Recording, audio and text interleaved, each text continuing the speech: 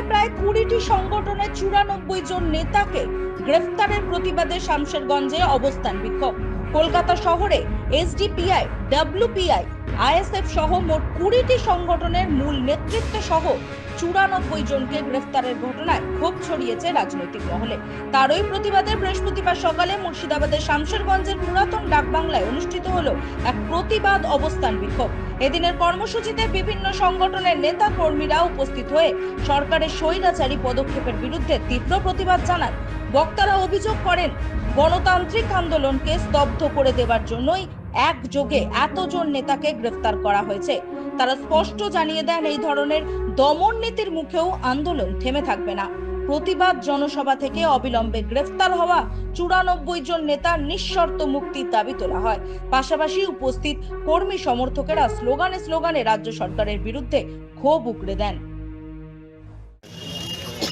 আপনারা যারা social media লক্ষ্য করছেন তারা দেখেছেন গতকালকে কলকাতার ওয়াই চ্যানেলে যে ধর্ণা মঞ্চ হচ্ছিল বেশ কয়েকটা ইস্যু নিয়ে, তার মধ্যে ছিল এসআইআর। আপনারা দেখেছেন বিহার এসআইআর নামে যে জ্যান্ত মানুষকে তারা ডিভোটার বানিয়ে দিয়েছে। আরও কয়েকটা ইস্যু ছিল যে এসসি এসটি ভুয়ো কোটায় তার চাকরি করছে, আর যে ওয়াকফ বিল, এই কয়েকটা ইস্যু নিয়ে শান্তিপূর্ণ ধর্ণা অবস্থান হচ্ছিল। শুরু হওয়ার আগেই রাজ্যের পুলিশ মন্ত্রীর নির্দেশেই সেখানকার পুলিশ সেই ধর্ণা মঞ্চে বানচাল করে, অতঃপর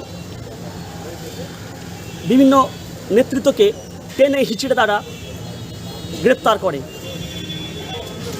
আমরা সেই গ্রেপ্তারের প্রতিবাদে আজকে আইএসএফ, এসডিপিআই, ডব্লিউপিআই যৌথ উদ্যোগে ডাকবাংলার এই মোড়ে একটা বিক্ষোভ অবস্থান করলাম।